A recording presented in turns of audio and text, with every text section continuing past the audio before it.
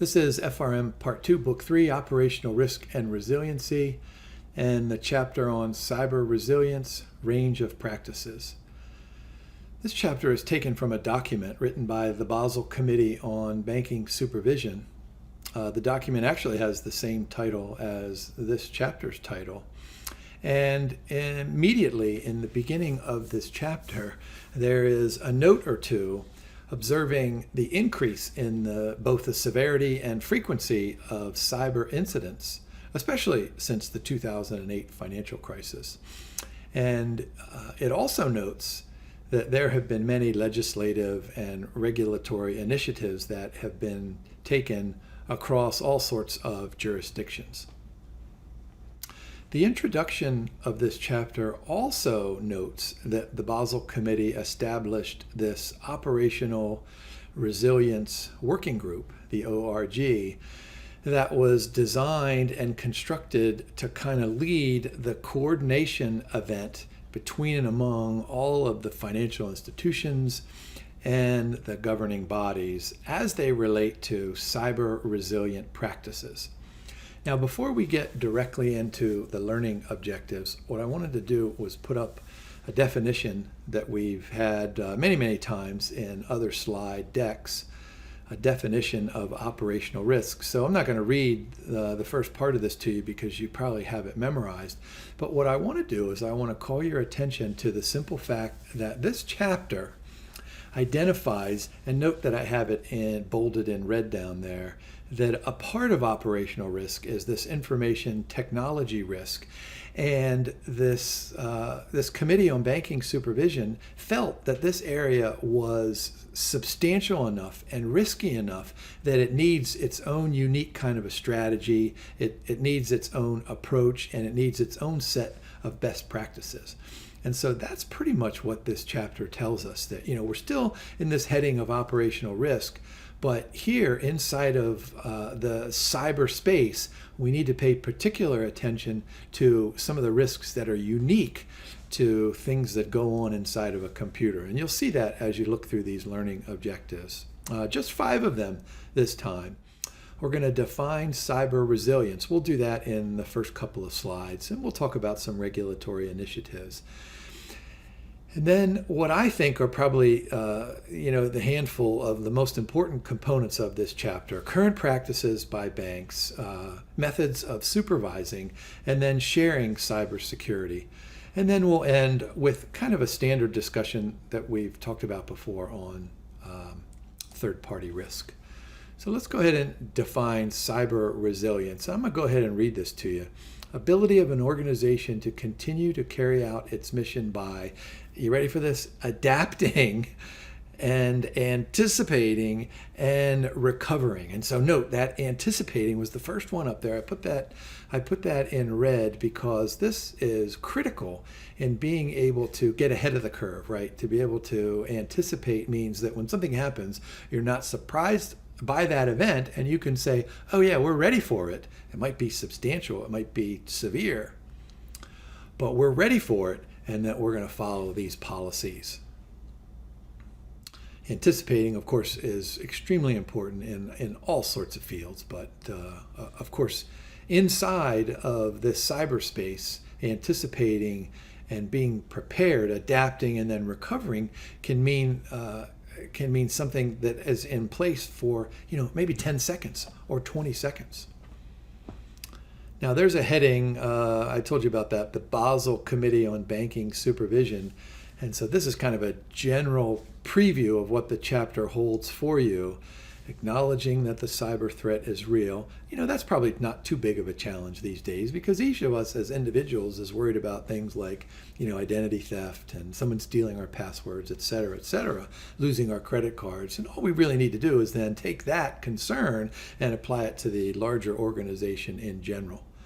Creating firewalls. Of course, we have firewalls on our home computers and our laptops and on our phones.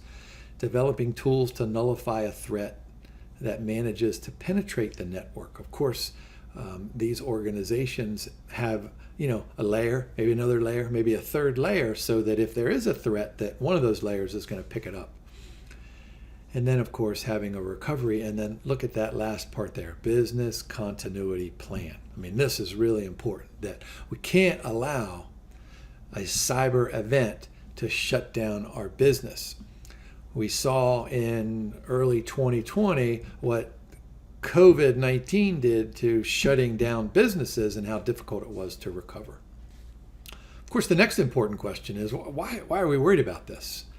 And the chapter emphasizes this not only in the introduction, but of course throughout the chapter. These threats are hard to keep out, they're hard to find, and then they're hard to get them out, right? So not a matter of if, but when will the organization be attacked? And of course, as part of the strategy, we need to be able to anticipate these threats. That's why I put that word anticipate in red just a few moments ago. How about a couple of just quick examples? I'm guessing you guys have heard of the WannaCry and the Petya ransomware. And what this did is it infiltrated a system and encrypted the files, and it said, dear user, we have encrypted your files. If you want them back, just pay us some money. And we don't want dollars or euros because those can be traced. Why don't you just pay us in some kind of a cryptocurrency? Although I think the Petya one demanded Bitcoin, $300. And then as part of one of those learning objectives, we need to look at some of the initiatives that have occurred in different countries. Notice I've got some bolded words there. A cyber attack test, early detection, robust cybersecurity policies, harmonization. That's one of those cool words that's used in music, but then can be applied to risk management. Harmonization in this case just means, kind of a combination of procedures and methods to attack these cyber threats, and then minimize the likelihood of cyber incidences. And you can see which countries they came from. Here's one of the important learning objectives here. Current practices in the governance of cyber risk. So there are 5 key areas: strategy, management, culture, architecture, and workforce. So let's go ahead and look at each one of those 5 on individual slides. Cybersecurity strategy. We learned this back in our very first management class, maybe even in high school or whatever the equivalent is throughout the world when you're 17 or 18 years old. Surely when you're at university or in college, you have a management class. And the first thing that you learn in management class is that an organization needs some kind of a strategy that comes with objectives and goals and priorities and vision statements and mission statements. And then, of course, there has to be a whole system of constraints that are going to, try to prevent us from meeting those objectives. And so look at the 3 approaches here. Establish of a sector-specific strategy, which would be a strategy that is defined in its attack on specific threats to, maybe one of those business lines that we've talked about regularly, maybe wealth management, maybe derivative securities, maybe just simple deposits, or across sectoral cybersecurity requirements. And as you can imagine, there are sector-specific ones, but then there's probably commonalities across all of those business lines. Strategy has to include an in-house cybersecurity strategy. The interesting thing about financial institutions is that, there's always a regulator or some, government representative who's always looking through the window saying, I see what you're doing in there. Make sure you tell me about it. And then, of course, all financial entities, even on the fringe of financial industries, they need to have some kind of an IT strategy to cover that risk. How about management roles and responsibilities? This is nothing new. We have talked about this all the way back in all the old chapters, right? You got the board of directors and you got the senior leadership, and then you have the chief risk officer. So senior management plays a critical role. You're not surprised to see that in one of the block points. Look at that first circle point, broader enterprise risk management strategy. You're not surprised to see that either. So these senior executives assign specific responsibilities. You shouldn't be surprised to see that there. But here's an interesting part. Those regulators may require the adoption of 3 lines of defense, one of which might be fairly difficult to do. So look at front office. I mean, that makes sense. Compliance department and chief risk officer. But the internal audit is sometimes this is left out as maybe a third thing or a fourth thing or maybe something that's not too important. And so, and that's the importance, especially to regulators. The regulators, they want to talk to the executives and they want to talk to the people in charge and all the decision makers. But there's a lot of interesting information and information that can be critical in this development of a strategy that comes from an internal audit. How about cyber risk awareness culture? This, of course, comes from the top as well. And this goes back to our slide decks on risk culture. And so look at what the regulators might require. Common risk culture features cyber risk management, set up screening and background checks for all new hires, establish non-disclosure agreements with all employees to guard against cyber risk. So this part right here, this slide, I could have taken this slide and put it into that slide deck where we discuss that chapter on risk culture. How about architecture and standards? Whenever I think of architecture, I always think of these magnificent bridges that you get to see on television or in the movies, or especially when we drive over bodies of water to go on vacation to the beach. I think of the architecture of this bridge. You got the stuff going into the water, how that stays down there, I'll never know. And then the road itself, and then all the stuff above. I'm not an engineer, I don't understand any of that stuff. But clearly I can look at it and I can see, man, that thing is practical and it's a thing of beauty, right? And I'm happy to pay a toll to go over there, to get to my destination, just because of all of those things that I just mentioned. But now what we need to do is take that architecture, from like the Golden Gate Bridge in San Francisco, and kind of crush it all the way down so it fits inside of the computer.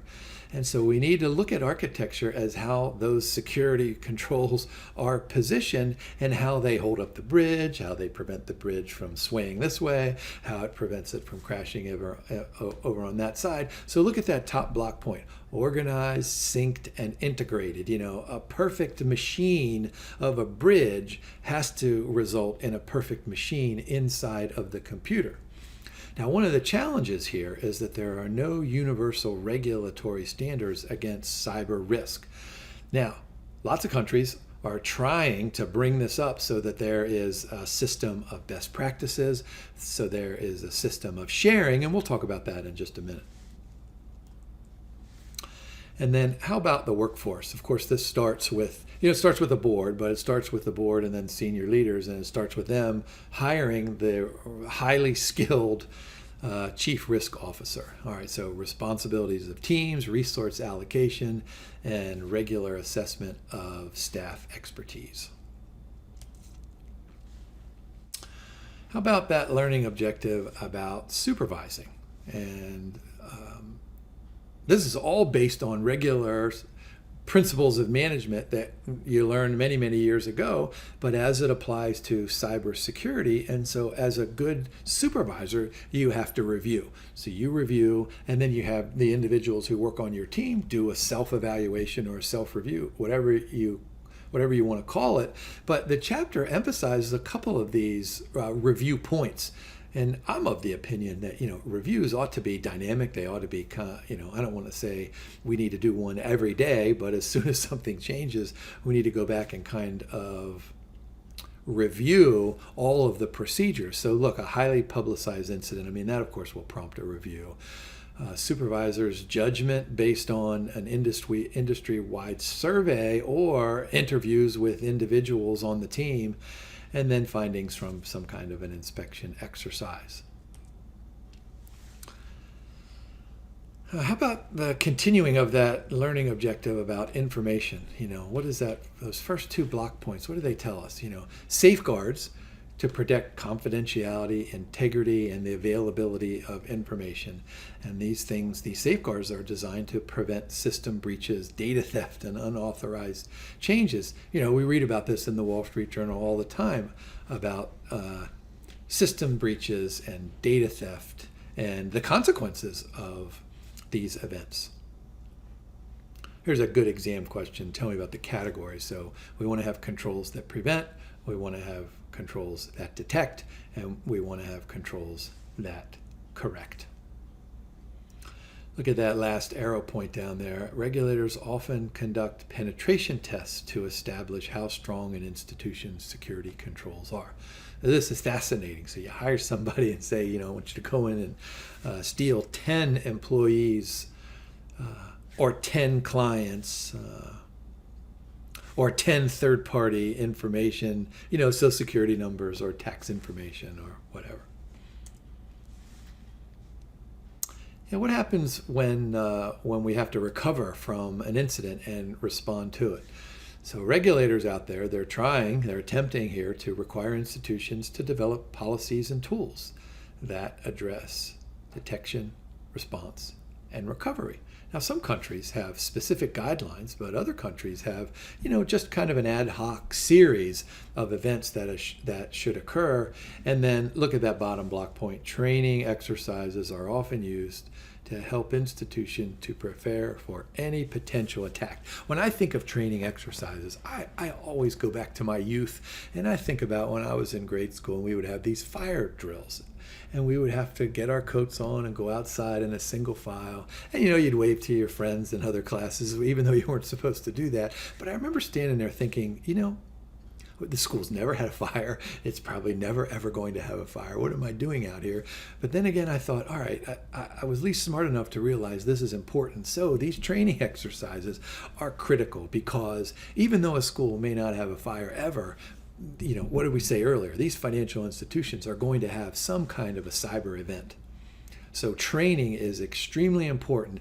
And let me go ahead and mention this. I think this is a great question on an exam. Training exercises go back to establishing and maintaining and solidifying this idea of a risk culture and getting every employee to think about how important not only is a risk culture in terms of, like value at risk or exposures, but risk culture in terms of cyber threats. I mentioned a couple of these before. We have surveys, incident reports, tests, interviews, inspections, all sorts of things. And so during this procedure, we want to worry about the level of performance before, during, and after a detective disruption. So what did I say? Ideally, you have the attack, it's immediately detected, and then it's immediately corrected, and this process takes seconds, right? So look at that second one. Time elapsed between disruption, detection, response, and recovery.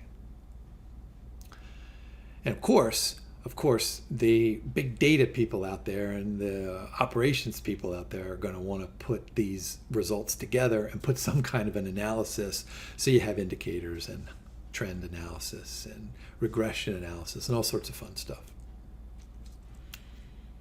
Now, how about that learning objective about information sharing? And so when you look at this illustration, I want you to think about a perfect world. Look at the, what color are those? Brown. So we have this cyber information out there, which is both good and bad news, right? It's just information. And, by the way, I'm a regular reader of the Wall Street Journal, as you should be too, because you get so much information out there. Wall Street Journal has a technology section pretty regularly in there. So if you read this, you're learning all about cutting edge stuff. And so that information should be flowing between and among all of those organizations in there. And so let's go ahead and start with the banks, and then we have direction of information sharing. So those arrows should be going back and forth and up and down and back and forth. And so there should be perfect sharing. But of course, the world is not perfect, and financial institution industry is not perfect, because look, the bank and other banks, they're in competition with each other, right? So they don't want to have perfect sharing. They don't want to give away their secrets. They don't want to give away proprietary information about how a particular bank is excellent in maintaining the integrity of its data. And then the regulators are out there, and sometimes the regulators are looking to help, and sometimes they're just, looking for problem areas so that they can, make drastic changes, or at least changes throughout the industry. So the arrows are not perfectly flowing between and among all of these different organizations. And so that's pretty much what this learning objective states. In fact, I'm going to just swing all the way to the end just so you guys see this here. Where am I here? So look at this, the fourth one down there. Explain and assess current practices for sharing of cybersecurity. So back to the graph. I'm sorry if I went too quickly. I didn't mean to give any of you people vertigo if I did that. I should have warned you to close your eyes. All right, so this is like the perfect world here, but let's go ahead and see what maybe some of the problems are. So bank-to-bank sharing, it usually occurs on a voluntary basis in the absence of a regulator. What it does is that that voluntary basis is probably determined by, look at that fourth block point, the level of trust, but also the relationship between and among those individual banks. Remember, banks are competing against each other. And some banks, they just don't like other banks. And so, there's a little bit hesitancy there to share some information in the absence of a regulator. But I love that second block point. Helps peer banks to respond on time in case of a similar threat. Because even though banks are in competition with each other, when one bank has substantial problems because of a cyber event, it really doesn't help out the entire banking industry. What it does is it lowers consumer confidence in the industry, so kind of everybody suffers. And that's why that third block point says, it may be anchored in law. So, Congress or some other legislators might say, the good of the industry is much more beneficial than whatever those marginal costs are. How about the bank to the regulator? This is important because, the bank is the first line. So what it does is it enables the regulators to systematically monitor and then provide some kind of recommendations for adjustments, and then have some incident oversight, and then summarize all that stuff in some kind of a framework that results in a much better cyber strategy. Now look at that second block point down there under bank regulator at the bottom. The scope of this reporting depends on the type of authority, right? If this is a gigantic authority or if it's just kind of a minor authority. That makes sense. How about regulator to regulator? Once again, in a perfect world, regulators would share information, but sometimes it's voluntary. Sometimes legislators pass this into law. Regulator to bank. This is an interesting concept because, if I'm a regulator and I see your bank and you have some kind of an issue, and you lost some data for all of your clients, let's say it's all of your depositors, I'm the regulator, so I come in and, I'm here to try to help. I don't really want to take that over to that other bank there. Kind of sounds like gossip. Hey, did you hear what this bank over here did? Boy, those knuckleheads over there. You really want to be careful about sharing that information. So that's why that first block point says it's not yet widespread. And of course, it could never be widespread, at least it should never be widespread when dealing with specific information. But of course, general information, as a regulator, I can go over to this bank and say, hey, you know what? I've seen some things over here in this bank, not this particular bank, but another bank, and so maybe that can help you. How about sharing with security agencies? This is almost always done voluntarily. Some countries have mandatory sharing, and in fact, some countries like the US have some kind of an online portal where you can just submit information. Now, how about that last learning objective with third parties? And we spent some good chapters talking about third-party risk. And essentially, this is just a component of some of the elements that we've talked about previously. If I'm a bank, if I'm Jim's bank, and you come to me and you say, hey, I want to trade some option contracts and futures contracts and swap contracts, and I say, you know what, we really don't have that service. And so you walk out of my office and you're kind of sad. And then I look out and I see that you get in a Lamborghini and the license plate says, "I'm the richest person in the world." I'm going to be sad that I don't have a derivatives trading desk. So one of the things that I'm going to do is I'm going to think, all right, well, let me hire somebody else. Let me hire some expert out there. And so I need to make certain that they know what they're talking about when they trade those types of derivative securities. But I need to make certain that their system is that the same level of our system in terms of preventing these kind of attacks. So look at the look at the circle points, outsourcing agreements. So we need to make sure their software is compatible with our software, and that there are standardized and non-standardized services, so that we can manage that flow of information between and among all of our different clients. And then, of course, if there are interconnected counterparties, if I'm outsourcing derivatives here and wealth management here and CDs over here, then I need to make sure that those three third parties are compatible, at least with a minimum of our risk culture.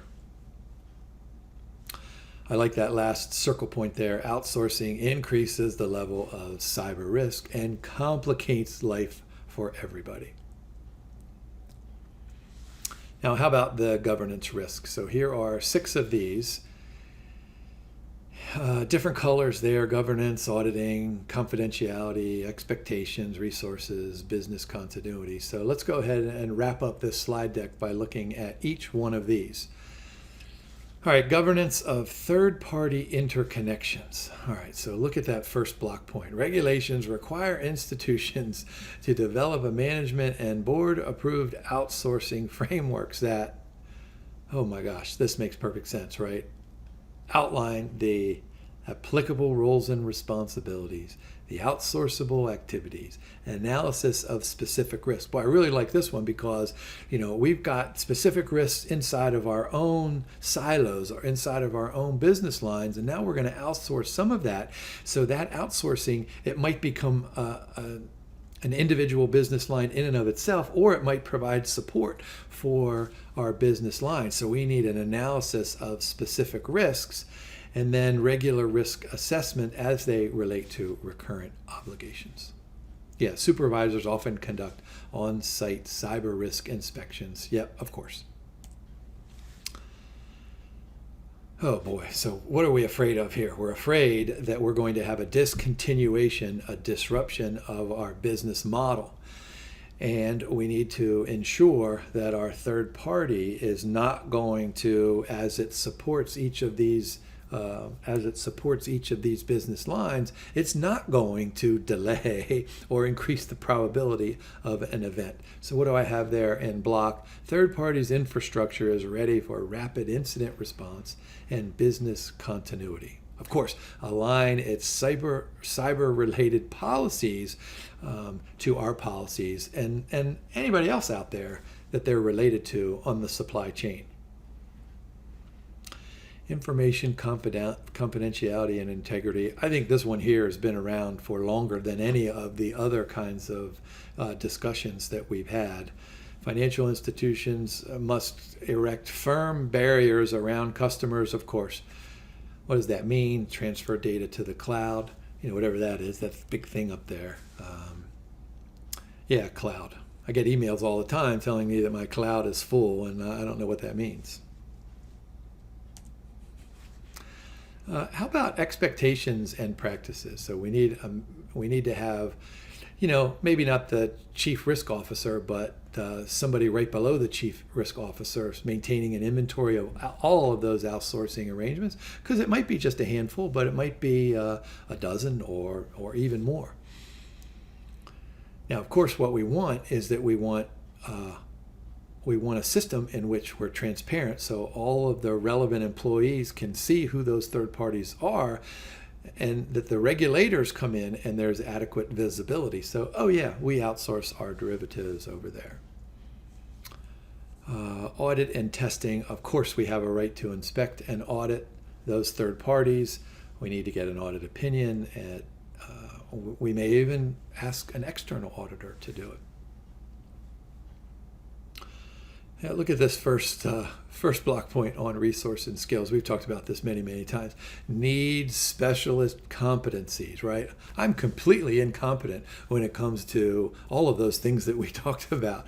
I mean, I can't do any of that stuff in the cyberspace.